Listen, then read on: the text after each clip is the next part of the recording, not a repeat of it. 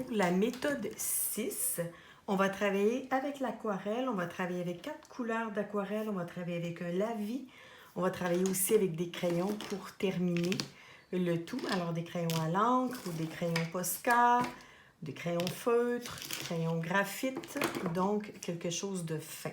On pourra aussi utiliser, si on préfère, des crayons aquarelle.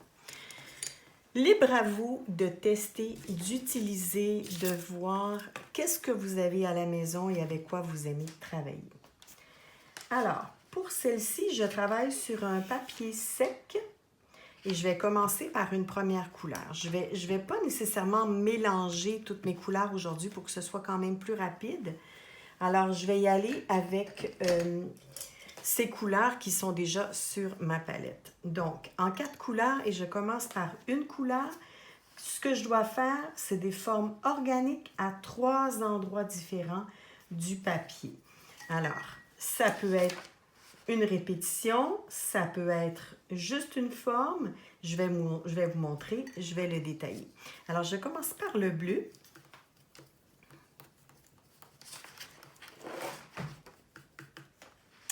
Et donc, à 3 endroits. Alors, je vais y aller avec une répétition ici. Puis là, je vous détaille ce que je fais, mais quand je le fais automatiquement et je ne pense pas à ce que je fais. Et là, je laisse sécher complètement avant d'aller avec la deuxième couleur. Je suis toujours dans l'étape 1 parce que j'ai du marquage à faire dans 3 endroits sur le papier avec 4 couleurs. Alors, je vais maintenant y aller avec un pinceau plus mince et puis je vais choisir une autre couleur avec laquelle je vais aller faire du marquage à 3 endroits. Je peux aller par-dessus ce qui est déjà fait et je peux aller à côté. Alors, j'ai 3 endroits. J'aurais pu faire une répétition. Par exemple, j'aurais pu ici répéter la même chose, mais je reste dans 3 secteurs seulement. Et je laisse encore une fois sécher complètement cette couche. Alors maintenant, pour la suite de la méthode 6, nous sommes toujours dans l'étape 1 et j'arrive maintenant avec ma 3e couleur que je choisis encore une fois de façon instinctive, c'est-à-dire quelle couleur me parle. Puis même souvent, je ne penserai même pas à quelle couleur me parle. Je vais simplement saucer mon pinceau et arriver dans la peinture. Alors, encore une fois, 3 endroits à marquer en forme organique. Donc, je me laisse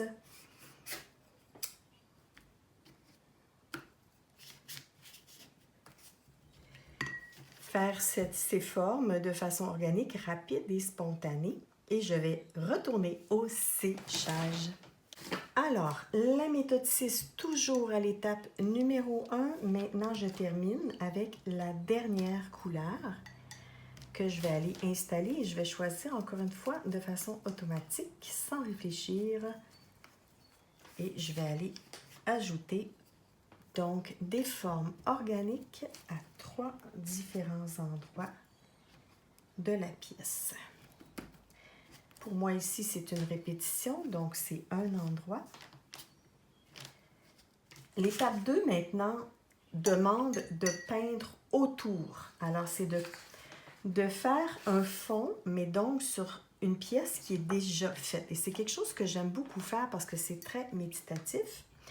Il y a des sections qui sont bien séchées et des sections qui ne le sont pas. Alors, avant de passer à l'étape 2, il faut que cette pièce soit très, très sec. Alors, encore une fois, au séchage. Maintenant, pour la suite de l'étape 6, je vais préparer une petite couleur neutre parce que je suis à l'étape 2 où c'est de peindre autour de ces marques avec un lavis. Et puis j'ai le goût d'y aller avec une couleur neutre. Je n'ai pas mentionné si on y va avec une couleur neutre ou pas. Vous avez le choix, vous pourrez y aller avec une couleur de votre choix. Mais moi, je vais me former une couleur neutre. Je vais donc mélanger un tout petit peu pour arriver à ce que j'aimerais. Je vais avoir quelque chose d'assez pâle parce que je m'en vais faire un fond, mais d'une autre façon. Et là, j'ai besoin de beaucoup d'eau parce que c'est quelque chose qui prend beaucoup d'eau, cette étape. Alors, je pourrais commencer avec mon pinceau un peu plus gros. Tout est sec, hein? Je ne veux pas passer par-dessus ce que j'ai fait. Je veux contourer. Et là, j'ai mis un tout petit peu de peinture, puis je l'amène tout autour des marques que j'ai fait. Si je touche un peu, c'est pas grave. Si j'appuie pas trop fort puis je mets pas trop de couleur, je ne ferai pas bouger ce qui est déjà là. Et le but donc, c'est de faire le tour de ce qu'on a ici. Ça, c'est une petite technique que j'adore faire et que je fais régulièrement dans mes créations de beaux-arts. Le but, donc, c'est d'étendre. Je ne veux pas avoir de puddle de peinture. Alors, vous voyez comment la couleur, elle est très bien étendue. Il n'y a pas de marque particulière. Elle est très lisse et elle est partout pareille. Alors, je continue comme ça à faire le tour de tout ce que j'ai fait. Quand j'ai trop d'eau, hein, j'ai un petit linge dans la main gauche.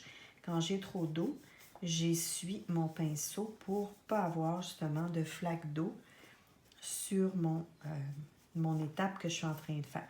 Ici, j'ai touché un peu au rouge qui a bougé un tout petit peu. J'essuie mon pinceau et je contourne. Donc, je saute cette étape-là. Je ne vais pas aller brosser plus parce que je vais diluer encore plus. Puis, ce n'est pas mon but ici de diluer encore plus. Je veux simplement contourer avec cette petite couleur qui est très pâle.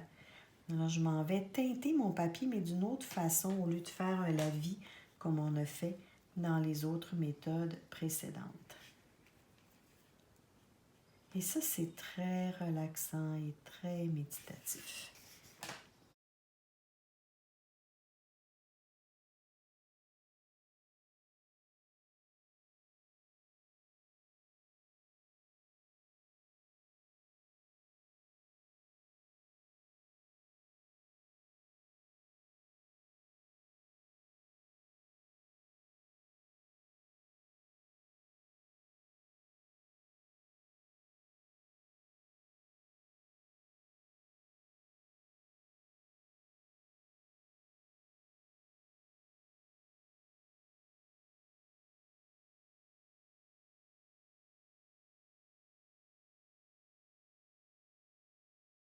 Alors, à l'intérieur des formes, j'y vais délicatement hein, parce que c'est...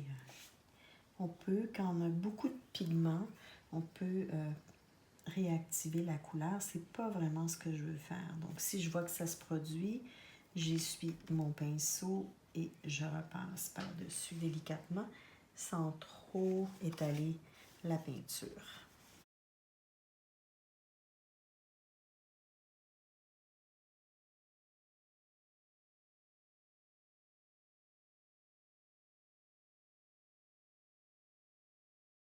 Le magenta est très facile à activer.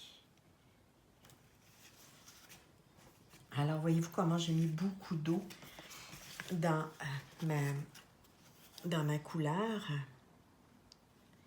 Et c'est tellement pâle, c'est même difficile de m'y retrouver. Mais je sais que j'ai manqué quelques petits bouts.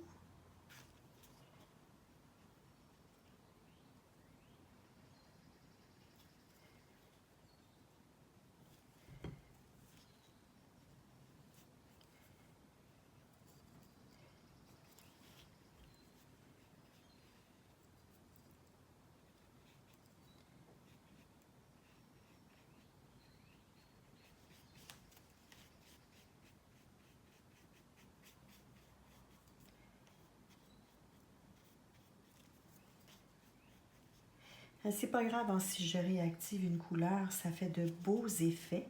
C'est très intéressant. Alors, on ne s'en fait pas avec ça. On accepte là qu'est-ce qui se produit avec les médiums. Hein. Parfois, ils interagissent à leur façon. On ne contrôle pas tout. Et voilà. Ce qui manque peut-être un petit peu ici.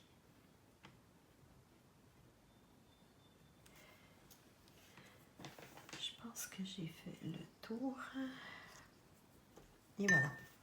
Alors ça, c'est l'étape 2. Donc, je vais le rapprocher pour voir si vous pouvez bien voir, je vois que j'ai oublié un petit bout ici. Alors, je vais essayer d'aller prendre tout ce qui me reste, un petit peu de peinture pour aller l'ajuster. Et voilà. Alors, c'est une couleur très, très, très pâle, mais qui fait vraiment ressortir les couleurs vives que j'ai utilisées tout autour. Alors, voici pour l'étape 2. Maintenant, on laisse sécher encore une fois, parce que l'étape 3, c'est d'aller accentuer certaines de ces couleurs, mais je ne veux pas qu'on touche au fond qui est mouillé. Alors, on va devoir laisser sécher bien comme il faut ce fond avant de continuer. Donc, c'est une méthode qui est un peu plus longue. Maintenant, pour la méthode 6, le beau fond beige est séché. Ça me donne un effet de vieux papier. Alors, j'aime beaucoup l'effet que ça me donne. L'étape où je suis rendue maintenant, c'est l'étape 3, qui est d'aller accentuer quelques-unes des couleurs. Alors, je vais retourner avec les couleurs avec lesquelles j'ai travaillé dès le début pour aller accentuer, c'est-à-dire placer plutôt des touches de couleurs un peu plus foncées sur ce que j'ai déjà. Ça peut être à côté, ça peut être simplement pour accentuer une petite partie ou ajouter. Et voilà. Donc, j'amène un petit jeu de contraste ici que j'ai déjà beaucoup avec le jaune et le rouge. Mais j'avais moins avec le bleu et le vert, alors je vais décider de me concentrer sur ces deux-là. Ça n'a pas besoin d'être beaucoup pour faire un effet. Quelques petits traits, une petite touche par-ci, par-là. Et voilà. Alors, à ce stade-ci, c'est la dernière couche de peinture pour celle-ci. Je vais maintenant la laisser sécher complètement et on arrivera à l'étape 4. Ce n'est pas sec partout, mais je vais commencer quand même à vous montrer la suite, étant donné que j'ai certains endroits qui sont secs. Alors, la suite, c'est d'ajouter un motif ou des lignes avec de la peinture, des crayons, du Posca, de l'encre, de votre choix. Alors là, vous auriez le choix d'aller avec un crayon gel blanc, un crayon feutre, des crayons en fait de toutes les sortes. Qu'est-ce qui vous passerait par la tête ou aussi qu'est-ce que vous aurez en main. Alors moi, j'ai un Posca blanc. Je vais aller voir comment c'est un peu sec mes Posca. Ça fait déjà un petit peu de temps que je les utilise. Mais je vais vous montrer qu'est-ce que je veux dire par faire des motifs, des petites marques encore une fois, qui sont très méditatifs. Alors, je vais commencer par le jaune que j'ai ici. Je vais simplement y aller avec des petits points.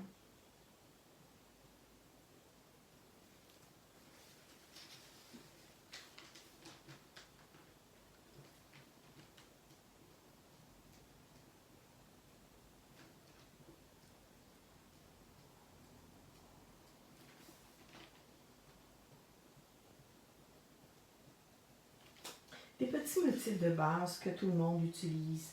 C'est rien de compliqué. Des tout petits points qui amènent un tout petit peu d'intérêt par rapport au contraste qu'il y a déjà sur le papier.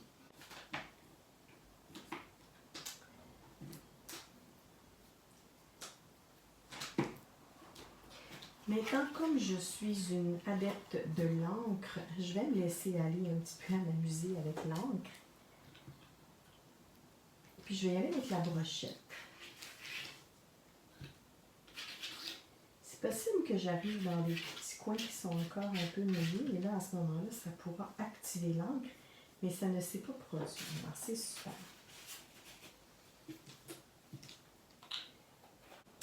Alors, pour moi, cette pièce est terminée. Je ne vois pas qu'est-ce que je pourrais rajouter d'autre sans y aller trop. Alors, juste un tout petit peu, une toute petite touche, souvent, c'est suffisant. Alors, voilà pour cette méthode qui est terminée, la méthode 6.